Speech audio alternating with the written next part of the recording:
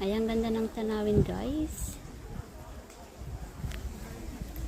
Yan, dito yan sa Fanling, Lao Shihong Mirror Lake. So, dyan sa baba, guys, hindi pwedeng bumaba. Saka bawal din hawakan yung puno dyan sa baba kasi baka mahulog ka. Yan o, may nagbabantay dyan o.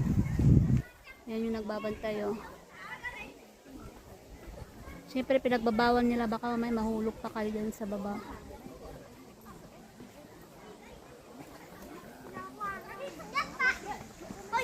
So, dito lang tayo sa may taas. Diba? Ganda naman ang daming mga puno. Nature na nature.